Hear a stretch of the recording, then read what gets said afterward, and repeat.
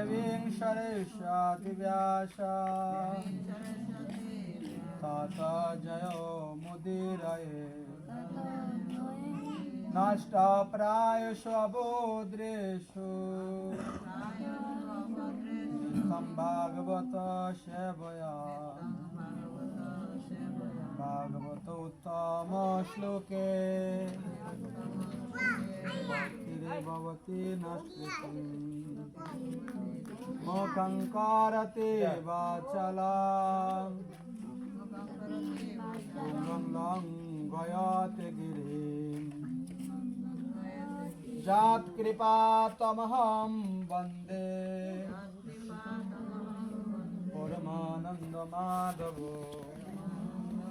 শ্রী চৈতন্য শরণম শ্রী গুরুদীনতারিণম। ওম তৎসৎ। ওম তৎসৎ। আমরা একটা শ্লোক পাঠ করব। সময় খুবই অল্প, অনেকে দূর থেকে আসছেন, আবার শীতকালীন ঠান্ডা।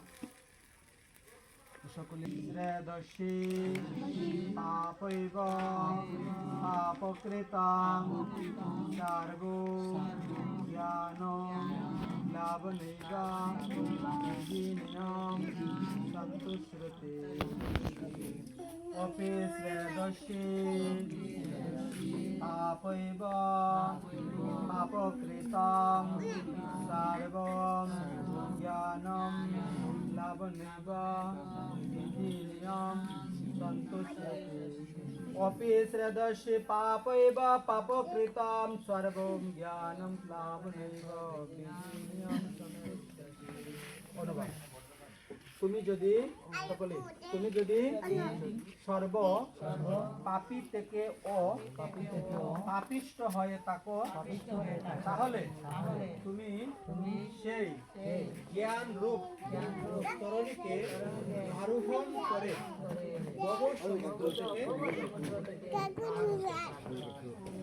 ভগবান এখানে বলেছেন যে তুমি যদি সর্ব পাপী থেকে পাপিষ্ট হয়ে থাকো, তাহলে তুমি সেই জ্ঞান রূপ তরণীকে আরোহণ করে ভব সমুদ্র থেকে পার হতে পারবে। আমরা জানি সমুদ্র মানে যার কোনো কুল কিনার, যার কোনো আমাদের এই চর্ম চোখ দ্বারা তার কোনো একটা সাইড নির্ণয় করা যায় না, সেটাকে কি বলা হয়? সমুদ্র। আমরা নিশ্চয়ই এখানে অনেক সমুদ্রের কাছে গিয়েছি। আমাদের এক পাশ থেকে আরেক পাশে যদি আমাদের চর্ম চোখ দিয়ে তাকায়, এটা কি চোখ দ্বারা তার আয়তনটা কি নির্ধারণ করা কি সম্ভব? আমাদের পক্ষে সম্ভব হয়? কখনো সম্ভব হয় না। সেটা হচ্ছে কি সমুদ্র। আর ভগবান এখানে বলেছেন যে তুমি যদি সর্ব পাপী থেকে পাপিষ্ট হয়ে থাকো, তাহলে তুমি সেই জ্ঞান রূপ তরণী মানে কি? তরণী বলতে কি? নৌকা। জ্ঞান রূপ তরণীকে আরোহণ করে। আরোহণ মানে কি? আরোহণ মানে উপবেশন করা বা বসা। এই সেই জ্ঞান রূপ তরণীকে আরোহণ করে ভব সমুদ্র। ভব বলতে আমরা কি বুঝি? এই ভবময় সাগর, ইহলোক যেটাকে বলে। যেমন ইহলোক থেকে পরলোকে গমন করেছেন তেজবালা দেবী দাসী বা তেজবালা দেবী। তো এখানে বলা হয়েছে এই ভব সমুদ্র থেকে তুমি পার হতে পারবে। আমরা এই ভবময় সাগরে কেউ যদি জলে সাঁতার না জানে, সে নেমে পড়ে, তখন তার গতিটা কেমন হবে? কেমন হবে? তোমার নাম কি? হ্যাঁ, জয়শ্রী। আচ্ছা, তুমি এখন জলে নামছো, সাঁতার জানো না, তো জলে নামার পরে তুমি কি জল খাবে? নাকি মুখে জল ঢুকবে কিনা? ঢুকবে, অবশ্যই জল ঢুকবে। আমরা এমনই সকলেই আমরা এই ভবময় সাগরে সকলে আমরা নাকানি চুবানি খাচ্ছি, যেটা সাধারণ ভাষায় বলে। নাকানি চুবানি মানে কি? আমার মুখ দিয়ে জল ঢুকে, নাক দিয়ে জল ঢুকে, হ্যাঁ, চোখ দিয়ে ঢুকে, আবার নাক দিয়ে জল বেরিয়ে আসে। আর ওই জল খেয়ে মনে হয় যে আমি এখন মরি এখন বাঁচি, এখন মরি এখন বাঁচি। কি যে আমার গতি হয় আমি নিজেও সেটাকে নির্ধারণ করতে পারি না। এই জলে নামার পরে যখন কেউ জলে নেমে পড়ে, সে যখন সাঁতার জানে না, ওইখানে তার মনে হয় যে একটা বিশাল একটা যাতনার মধ্যে পড়ে যায়। কেউ যদি সাঁতার না জানে, তো আমরা এমনই অবস্থায় আছি, সকলেই আমরা এসে হাবুডুবু খাচ্ছি এই ভবময় সাগরে। এই জন্য ভগবান বলেছেন, তুমি যদি সর্ব পাপী থেকেও পাপিষ্ঠ হয়ে থাকো, আচ্ছা যত প্রকারের পাপী আছে তার থেকে পাপিষ্ঠ, পাপিষ্ঠ বলতে আমরা সাধারণ ভাষায় বুঝি মানে পাপ করতে করতে তার পাপের আর কোনো সীমা নাই, তাকে কি বলা হয়? পাপিষ্ঠ বলা হয়। তো সেই ব্যক্তি পাপ করতে করতে পাপিষ্ঠ হয়ে গেছে।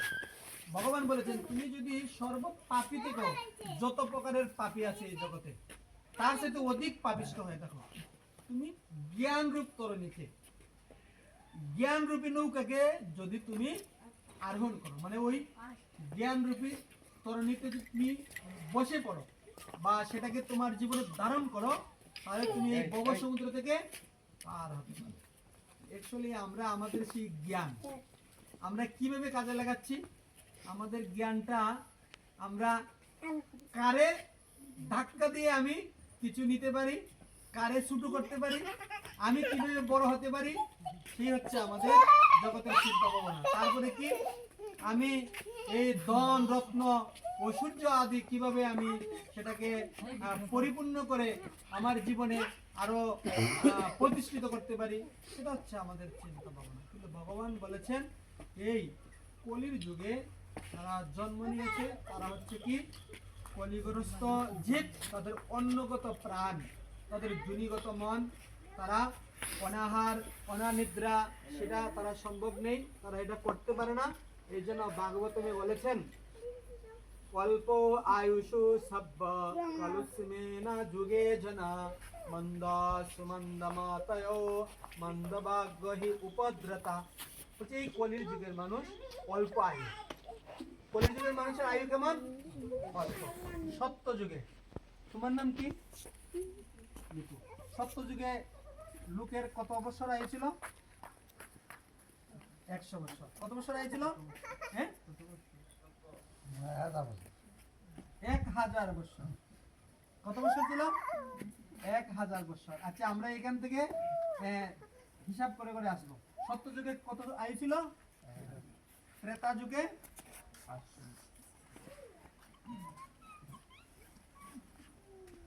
সত্য যুগে 10,000 বছর, ত্রেতা যুগে 1000 বছর, আর সত্য ত্রেতা দাপর কলি 10,000 1000 না 1,10,000 1,100। ঠিক আছে, তো 1 লক্ষ আয়ু ছিল, 1 লক্ষ বছর আয়ু ছিল সত্য যুগে। হ্যাঁ, তারপরে ত্রেতা যুগে কত ছিল আয়ু? 10,000 বছর, আর দাপরে ছিল 1,000 বছর, আর এই কলিতে 100 বছর। আমরা একটা একটা শূন্য বাদ দিয়ে আসি, হিসাব মিলে কিনা? একটা করে শূন্য বাদ দিলে আমাদের হিসাব মিলে নি? মিলে। আচ্ছা, এই কলির যুগের মানুষ তারা কতজন মানুষ 100 বছর বাঁচে? বাঁচে? 100 বছর কেউই বাঁচে না। আর যদি ভাগ্য ভালো থাকে হয়তো সে বাঁচে। আর দেখা গেল কি আমাদের দাদা দিদা বা ঠাকুরমা যারা ছিল কি জানে, যেমন আমার ঠাকুরমা 109 বছর বাঁচছে, কিন্তু এখন আমরা যারা আছি আমাদের 60 বছর বাঁচা সম্ভব না। কেননা আমাদের যে চিন্তা চেতনা, আমাদের যে খাবার, তারা যে খাবার খেয়েছে, তারা যে দুধ খেয়েছে, আমি জল খাই নাই, ঠিক কিনা? তারা যেভাবে দুধ খেয়েছে আমি জল খাই নাই, আমি কিভাবে ভালো থাকবো? তারপরে তারা যেভাবে সেই হানাহানি ঝগড়া মারামারি কাটাকাটি এগুলো থেকে যেভাবে তারা দূরভীত ছিল, আমরা এগুলোর মধ্যে সর্বদা থাকি। আজকে এখানে অনুষ্ঠান করা হয়েছে, এখানে বলছিল 70 জন 80 জন হবে, সবাইকে নিমন্ত্রণ করেছে, কেউ আসে নাই। প্রসাদেরও আয়োজন আছে, এখানে কেউ আসে নাই। কিন্তু এখানে যদি স্বপন আর রিপন দুইজনে কাটাকাটি মারামারি একটু ঝগড়াঝাটি করতো, তাহলে কেউ কি নিমন্ত্রণ দেওয়া লাগতো না, সকলেই এমনি চলে আসতো। সত্য না মিথ্যা? ঝগড়াঝাটি হলে আসতো কিনা? ওই পাড়া প্রতিবেশী সকলেই চলে আসতো। তাহলে আমরা এমনই, এই জন্য ভাগবতমে বলেছে, অল্প আয়ুষ সভ্য কলস মিনত যুগে জানা মন্দ সুমন্দ মতয়ে মন্দ বাক্যহি উপদ্রতা। আমরা এমনই, আমাদের অল্প আয়ু, আমাদের মন্দ বুদ্ধি, আমাদের বুদ্ধিটা সর্বক্ষণ বিপরীত কাজ করে, ভালো কাজ করে না। হ্যাঁ, তারপরে কি ভাগ্যহীন, আমাদের ভাগ্য এমনই দুর্ভাগা, আমাদের ভালো ভাগ্য নেই। এই জন্য এই কলির যুগের মানুষ, ভগবান বলেছেন আমি এমন ভাবে অবতীর্ণ হব তাদেরকে আমি নিজে আচরিয়া জীবকে শিক্ষা দেবো। এই জন্য বলেছে নিজে আচরিয়া জীব অন্যকে শিখায়, সেই সিদ্ধান্ত গীতা ভাগবতে গায়। ভগবান নিজে তিনি এই কলির যুগে তিনি সেই ভক্তবেশ ধারণ করেছেন। যেমন আমরা সেখান থেকে বুঝতে পারি, যখন দাপরে রাধারানীর সহিত কৃষ্ণ যখন লীলা বিলাস করেছিলেন, সেই সমস্ত লীলা ছিল রাজকীয়। মা যশোদা নবলক্ষ গাভীর দুগ্ধ মাখন লবণী দ্বারা সেই গোপালকে কি করতেন, ভোজন দিতেন, সন্তুষ্ট করতেন। তারপরেও গোপাল বিভিন্ন জনের বাড়িতে চুরি করতে যেতেন, সত্য না মিথ্যা? এইভাবে মা যশোদা নন্দালয়ের সমস্ত আয়োজন দিয়েও গোপালকে সন্তুষ্ট করতে পারেননি।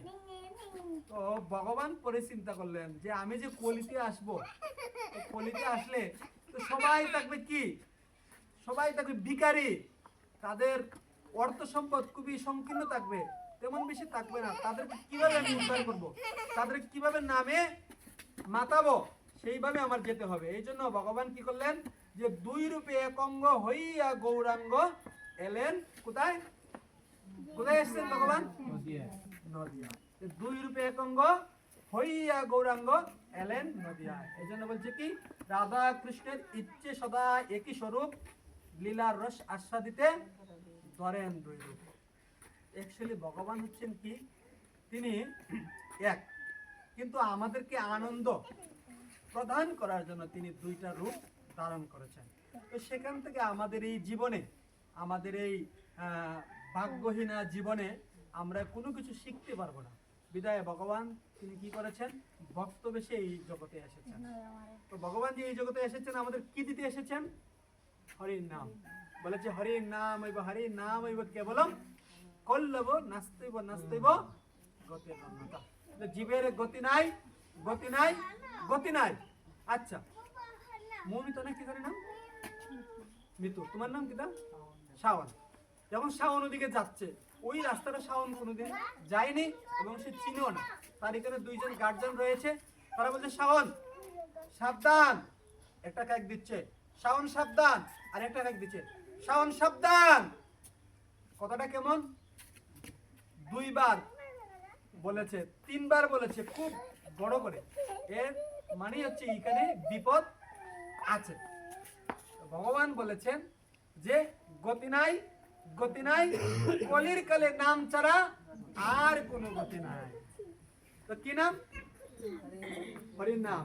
হরে কৃষ্ণ কৃষ্ণ কৃষ্ণ হরে হরে, হরে রাম রাম রাম হরে হরে। এখন আমরা জানবো এই যে নাম, এই নামটা জপ করলে আমাদের কি হবে, কেন বা জপ করব, নামের কি গুণ। তো আমরা সেখান থেকে এটা হালকা একটা রেফারেন্স টানবো। যখন সেই রামলীলায় যখন সীতা দেবীকে হরণ করে নিয়ে গিয়েছিলেন কে? রাবণ। কোন দিকে নিয়ে গিয়েছিলেন? লঙ্কা। কিসের উপর দিয়ে গেছিলেন? না, সেই সাগরের উপর দিয়ে গেছিলেন। কিসের উপরে? সাগরের উপরে।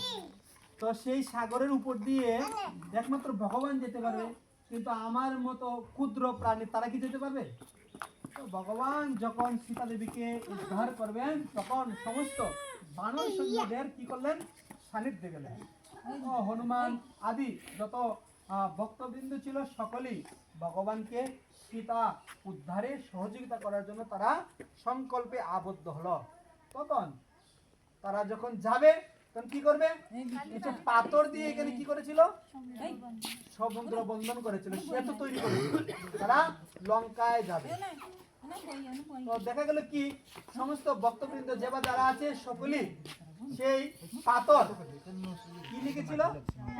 রাম নাম লিখে, রামের নাম লিখে তারা সমুদ্রে জলের মধ্যে ছেড়ে দিয়েছিল। পাথরগুলো কি করছিল? ভেসে উঠেছিল। আচ্ছা, এর মধ্যে ভগবান চিন্তা করলেন রামচন্দ্র সকলেই আমার জন্য পাথর জলে বিসর্জন করছে, তাহলে আমি একটা পাথর বিসর্জন করি। তাদেরকে উৎসাহ প্রদান করি, তখন ভগবান কি করলেন, যে সকলেই পাথর নিয়ে ফেলছে, ভগবান একটা পাথর নিয়ে ফেললেন রামচন্দ্র। তো ভগবানের পাথরটা কি হলো, রামচন্দ্রের পাথরটা কি হয়েছিল, পাথরটা জলের নিচে চলে গেছিল। তো সকল ভক্তগণ সেই রামচন্দ্র ভগবানকে উপহাস করে তারা হেসে উঠেছিল। সকলে একটা হাসি করো, হরি বল, হরি বল, হাসি করো, হরি বল। এর মানে হচ্ছে যে এই হাসিটা ভগবানের উদ্দেশ্যে করেছে, যে ভগবান সেই পাথরটা যে জলে ফেলেছে, এই পাথরের মধ্যে ভগবান কিছু কি লিখেননি। এই যে পাথরটা ফেলেছেন আর ওই পাথরটা বেশি উঠেছে সমস্ত ভক্তগণের কিসের কারণে, নামের কারণে। এই জন্য বলেছে ভক্ত চাইতে ভক্তের, ভগবান চাইতে ভগবানের নাম বড়, আর ভগবানের নাম চাইতে ভক্ত বড়, আর ভক্ত চাইতে ভক্তের পদধূলি বড়। অ্যাকচুয়ালি তো ভগবান বলেছেন ভক্ত আমার মাতা পিতা, ভক্ত আমার গুরু, ভক্তে আমার নাম রাইকাছে বাঞ্ছা কল্পতরু। অ্যাকচুয়ালি আমরা যদি ভগবানের কাছে সেই গুরু বৈষ্ণব তারার আশীর্বাদ প্রার্থনা করে ভগবানের সেবা বোঝায় আমাদের এই মনোনিবেশ করি, তাহলে আমাদের এই জীবনের সার্থক হবে। আর আমরা যদি ভগবানের নাম করি, তো যেভাবে পাথর জলে ভেসে উঠেছিল আমার এই হৃদয় নির্মল হয়ে যাবে। এই জন্য আমরা সকলেই পোশাক পরেছি, পরেছি না, সকলেই পোশাক পরেছি। এই পোশাকটা আমার আজকে দিন অতিবাহিত হলে কালকে পোশাককে আমার কি করতে হবে, পোশাককে কি করতে হবে, আচ্ছা এই পোশাকটা পরের দিন আমি পড়তে পারবো কি, পড়া সম্ভব হবে? কেন সম্ভব হবে না? সেটার মধ্যে ধুলবালি অনেক কিছু যুক্ত হয়ে গেছে। তার জন্য এই ধুলবালি এগুলোকে সরানোর জন্য আমার কি করতে হবে, পরিষ্কার করতে হবে। যদি আমি পরিষ্কার না করি সেটা দেখার বেলা কেমন লাগবে, আর গন্ধ আসবে, আসবে কিনা? আচ্ছা, আমার এই কাপড়টা যদি আমি প্রত্যেকদিন ধৌত করতে পারি সাবান জুটা দিয়ে, কিন্তু আমি যে আচ্ছা শ্মশানে গেলে আমাদের কি করতে হয়, স্নান করতে হয় কিনা? শ্মশানে গেলে স্নান করতে হয়, করো সবাই স্নান শ্মশানে গেলে? আচ্ছা শ্মশান এই জায়গাটা কেন বলা হয়, যেখানে মরা দেহ রাখা হয় সেটা তো কি বলে, শ্মশান বলে কিনা? যেখানে মরা দেহ রাখা হয় সেই জায়গাটাকেই শ্মশান বলা হয়। আচ্ছা প্রত্যেকদিন পলিথিনের ব্যাগে করে কতগুলো মরা নিয়ে আসা হয় ফ্যামিলিতে, কতগুলো মরা নিয়ে আসা হয়, অনেক অনেক মরা। সেই মরাগুলা মশলা দিয়ে রন্ধন করা হয়, আবার এই উদরময় শ্মশানে সেগুলোকে জায়গা দেওয়া হয়। তাহলে আমার এই শ্মশানটা কি অপবিত্র না পবিত্র? কি অপবিত্র? এই শ্মশানটা আমার অপবিত্র। শ্মশানে গেলে স্নান করতে হয় মরা স্পর্শ করলে, সত্য না মিথ্যা? একটা প্রশ্ন রেখে গেলাম, যদি মঙ্গলাচরণে 5টা মরা মাছ এই মঙ্গলাচরণে জাপিতে নেওয়া হয়, তাহলে মরা দর্শনী ও মঙ্গল। মঙ্গলাচরণে জাপিতে 5টা মরা মাছ, এর মানে মঙ্গল কিভাবে হলো? এটা কি মঙ্গল সম্ভব? কখনো সম্ভব না। বুঝতে পারবেন? কিন্তু এখানে কিন্তু একটা সুন্দর একটা প্রশ্ন রেখে গেলাম। তারপরে কি, আমাদের এই উদর হচ্ছে কি একটা শ্মশান। তো এই উদরকে যদি আমি শ্মশান থেকে পবিত্র করতে চাই কি করতে হবে? ভগবান বলেছেন পত্র পুষ্পম ফলম তুহম জমে ভক্তা প্রযুজ্যতি। বলছি এই পত্র পুষ্প জল আমাকে শ্রদ্ধা সহকারে নিবেদন করা, আর আমি প্রীতি সহকারে কি করব?